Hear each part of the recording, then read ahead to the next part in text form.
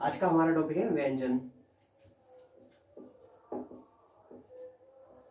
अब एक बार हम व्यंजन की डेफिनेशन को देख लेते हैं। व्यंजन वर्ण वह वर्ण होते हैं जिनके उच्चारण में मुख से निकलने हुई वाली वायु बाधा से निकलती है। मतलब जब हम व्यंजन वर्ण का उच्चारण करते हैं, हमारे मुख से जो वायु निकलती है वो बाधा के साथ निकलती है।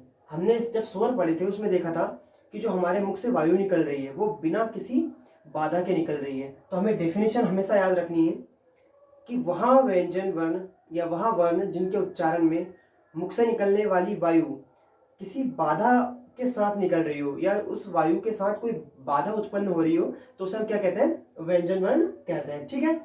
अब व्यंजन वर्ण में सबसे इंपॉर्टेंट होता है इनका वर्गीकरण। तो इसको हम एक बार, इनका जो वर्गीकरण है वो इंपॉर्टेंट है, तो इसको हम जल्दी से वो समझ लेते हैं। पहला हम देखते हैं स्पर्शीय व्यंजन या स्पर्शीय व्यंजन या वर्गीय। स्पर्शी या वर्गीय व्यंजन। ठीक है। वह व्यंजन जिनके उच्चारण में मुख से हमारी जो जीभ है वो किसी भी मुख के किसी भी हिस्से को अगर टच कर रही है, स्पर्श कर रही है, तो उसे हम स्पर्शी व्यंजन कहते हैं। जब हम उनका उच्चारण करते हैं तो मुख से हमारे जो मुख में जीभ है वो हमारे मुख के किसी भी अंग को अगर स्पर्श कर रही है तो उसे हम क्या बोलते हैं? स्पर्शी व्यंजन। इनको 5 वर्गों में वर्गीकृत किया गया है। कितने में? 5 वर्गों में वर्गीकृत किया गया है, इसलिए इन्हें वर्गीय व्यंजन भी कहा जाता है। अब हम वो देख लेते हैं कौन कौन से वो व्यंजन है जिनको स्पर्शी व्यंजन या वर्गीय व्यंजन कहा जाता है। हमने अभी देखा 5 वर्गों में वर्गीकृत किया गया है, इसीलिए इसको वर्गीय व्यंजन भी कहा गया है।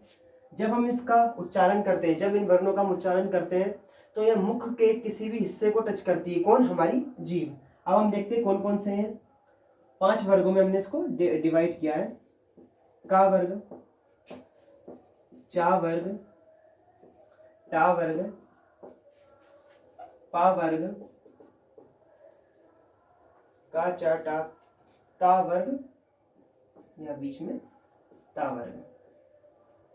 का वर्ग, चा वर्ग, टा वर्ग, ता वर्ग व पा वर्ग। का में देखते हैं हम, इसमें जो है जो का की लाइन में आएंगे, जितने भी वर्ण है का की लाइन में वो सब इसी में आएंगे। का, खा, गा, का, चा वर्ग, चा, छा, जा, चा, टा, ठा,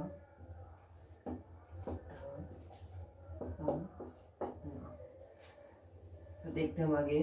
ता, था, दा, धा, ना। पा वर्ग में देखते हैं पा, फा, बा, भा, मा। पा, फा, बा, भा, मा। ये हो गए हमारे वर्गीय व्यंजन या स्पर्शीय व्यंजन। ठीक है। हमने देखा वर्गीय व्यंजन या स्पर्शीय व्यंजन, इनको 5 वर्गों में डिवाइड किया गया। का वर्ग, चा वर्ग, टा वर्ग, ता वर्ग व पा वर्ग। का वर्ग में ये है, चा में ये, मतलब हर एक वर्ग में उसी के सारे वर्ण जितने भी उसमें आते हैं उस वर्ग में उनको, और इसको हमने क्या बोला है? वर्गीय व्यंजन, क्योंकि इधर से भी 5 है, इधर से भी 5 है। ठीक है। इनकी संख्या कितनी निर्धारित हो गई है? 25। इनकी संख्या कितनी निर्धारित हो गई है? 25। ये हो गए हमारे स्पर्शी व्यंजन।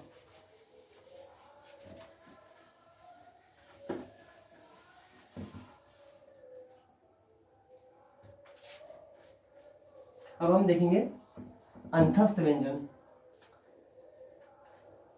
जब हम इन व्यंजन वर्ण का उच्चारण करते हैं, कौन से के? अंतस्थ का, तो जो हमारे फेफड़ों से निकलने वाली वायु जो होती है वो घूमकर बाहर आती है। कैसे आती है? घूमकर बाहर आती है, इसीलिए हमें क्या कहा गया है? अंतस्थ व्यंजन कहा गया है। अब इसमें हम देखते हैं कौन कौन से वर्ण आते हैं या कौन कौन से व्यंजन वर्ण इसमें आते हैं। अंतस्थ व्यंजन,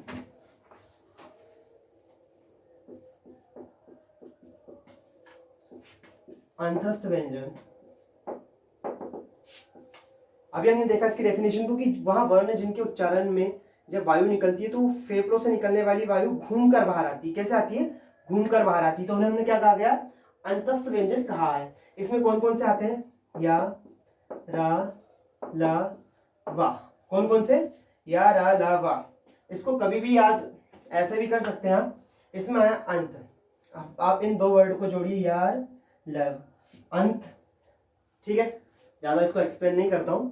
ठीक, अंतस्थ व्यंजन या, रा, ला, वा। अब इसमें दो वर्ण है, ला और वा, रा। ठीक है, कौन कौन से? एक आएगा प्राकंपित व्यंजन, प्राकंपित व्यंजन। दूसरा आएगा पार्श्विक व्यंजन। प्राकंपित में आता है रा। जब हम रा का उच्चारण करते हैं तो हमारी जीभ का जो अगला पोर्शन है रा, वो वाइब्रेशन करता है, इसलिए यह कंपित करता है, इसलिए हमने इसको क्या बोला है? प्राकंपित व्यंजन। पार्श्विक व्यंजन, जब हम ला का उच्चारण करते हैं तो हमारे मुख से निकलने वाली वायु जीभ के दोनों साइड से निकल जाती है। मतलब पार्श्विक मतलब होता है दोनों तरफ से, ठीक है, दोनों को बांटते हुए निकल जाती है, इसलिए पार्श्विक में कौन आ गया? ला। हमने देखा अंतस्थ व्यंजन कौन कौन से होते हैं? या, रा, ला, वा।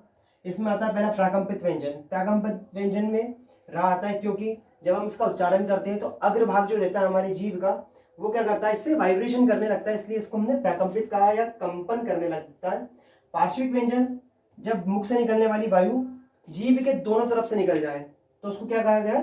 पार्श्विक व्यंजन।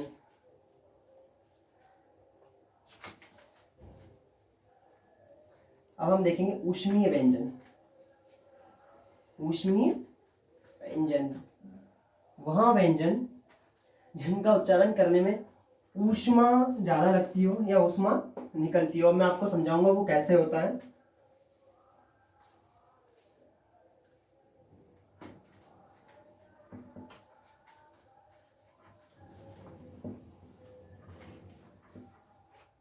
ऊष्मीय व्यंजन, ऊष्मीय व्यंजन या इन्हें बोला जाता है संघर्षी व्यंजन। पहला क्या हो जाएगा ये? ऊष्मीय व्यंजन या संघर्षीय व्यंजन। जब हम इनका उच्चारण करते हैं तो हमारी जीभ बहुत संघर्ष करती है इनका उच्चारण करने में। और ऊष्मीय क्यों है ये अभी आपको बताता हूं। उसमें कौन कौन से आते हैं आपके?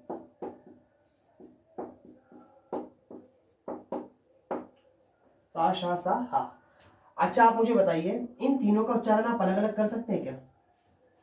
सा और शा, दो का तो हो सकता है, पर तीनों का करना बहुत मुश्किल होता है। जब आपने इसको कोशिश की तो थोड़ी आपके शरीर में ऊष्मा उत्पन्न हुई, इसलिए इन्हें ऊष्मीय व्यंजन कहा जाता है। इनका उच्चारण करने में आपको संघर्ष भी करना पड़ा, इसलिए इन्हें संघर्षी व्यंजन भी कहा जाता है। याद रखना है, ऊष्मीय व्यंजन व संघर्षी व्यंजन में कौन से आते हैं? शा, सा, सा व हा। आप ही कोशिश कीजिए, मुझसे तो नहीं होगा तीनों का प्रोनाउंसिएशन अलग अलग। अब आएंगे हमारे संयुक्त व्यंजन। कौन से आएंगे? संयुक्त व्यंजन।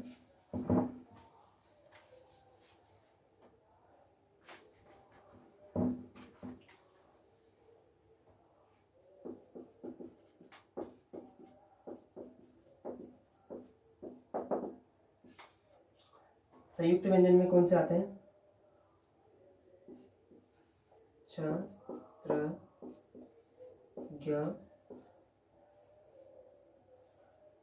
व, श। ठीक, अब इनको संयुक्त क्यों बोला गया है? क्योंकि एक तो व्यंजन वर्ण, मतलब दो व्यंजन वर्ण से ये मिलकर बनते हैं, इसलिए इन्हें संयुक्त बोला गया है। शा, का, वा, शा से मिलकर बनेगा। ता, वा, रा से। जा, वा, ना से। भा, वा, रा से। अब ये जो लगा हुआ है, ये जो साइन है वो है हलंत का, मतलब ये बता रहे इनमें से स्वर हमने निकाल लिया है। इसमें से हमने स्वर निकाल लिया है, आधा बोल सकते हैं, आधा का, आधा ता, आधा जा, आधा भा। इनसे मिलकर बनते हैं ये व्यंजन, इसलिए इन्हें क्या कहा गया है? संयुक्त व्यंजन। ठीक है,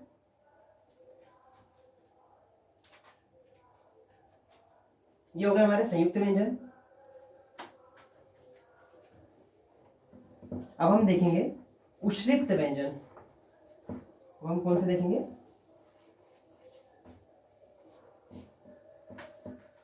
उश्रिक्त व्यंजन।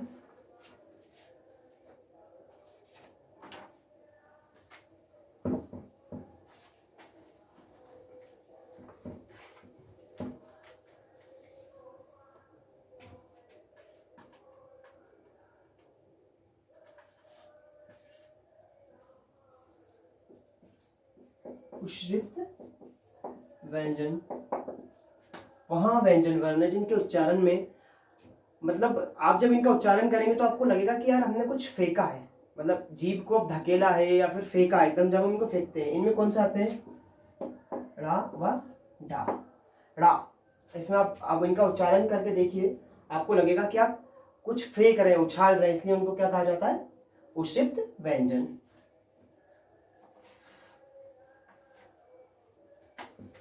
अब व्यंजन का वर्गीकरण होगा प्राण के आधार पर। किसके आधार पर? प्राण के आधार पर।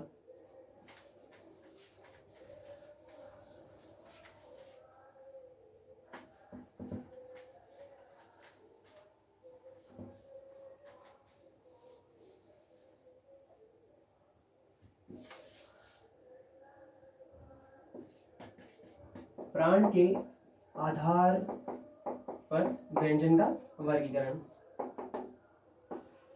प्राण मतलब होती वायु। प्राण का अर्थ क्या होता है?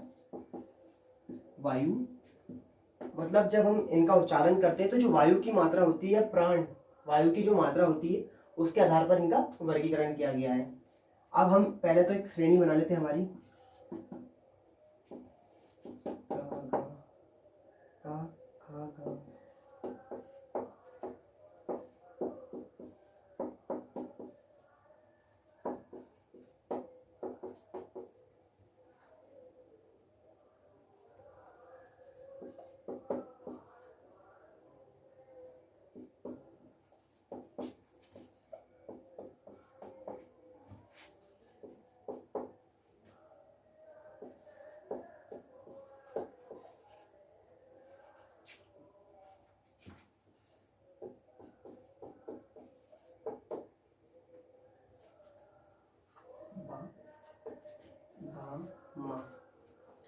ठीक है, ये हमने थोड़े व्यंजन ले लिए हैं।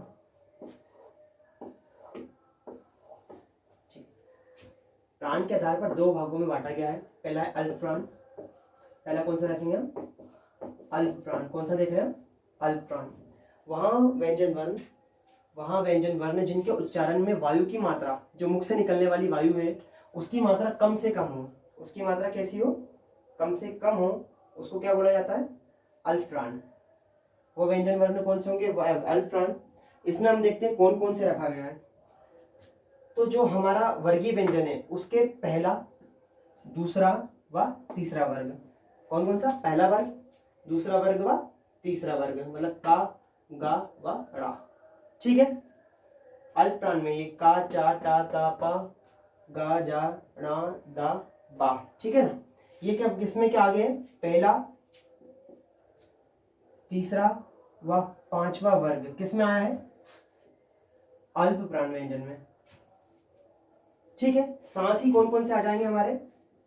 या, रा, ला, वा। ये भी किसमें आ जाएंगे? अल्प प्राण में। याद रखना है अल्प प्राण व्यंजन में कौन कौन से आएंगे? 1, 3, 5 वर्गीय व्यंजन का पहला, तीसरा, पांचवा वर्ग। ठीक है। साथ ही या, रा, ला, वा, ये हो जाएगा हमारा अल्प प्राण। अब दूसरा देखते हैं हम इसको, महाप्राण। ठीक है ना। ये क्या हो जाएगा हमारा? दूसरा महाप्राण। महाप्राण में बचा कौन कौन सा है? सेकंड और फोर्थ। सेकंड नंबर का और फोर्थ नंबर का जो हमारा वर्ग है वो किस में आ जाएगा? महाप्राण व्यंजन में। किस में आ जाएगा? महाप्राण व्यंजन में। साथ ही में क्या आ जाएंगे हमारे? ऊष्मीय व्यंजन, सा, शा, सा, वा, हा। ये भी किस में आ जाएंगे? महाप्राण व्यंजन में। समझ में आया? प्राण के आधार पर हमने दो तरीके से इन्हें बांटा है। पहला है अल्प प्राण, दूसरा हो गया महाप्राण। अल्प प्राण में वर्गीय व्यंजन का पहला, तीसरा व पांचवा, साथ ही में या, रा, ला, वा। महाप्राण में दूसरा व चौथा वर्ग, दूसरा वर्ग व चौथा वर्ग, साथ ही में अंतस्थ व्यंजन जो हमारे थे सा, शा, सा व हा। ठीक है। Thank you.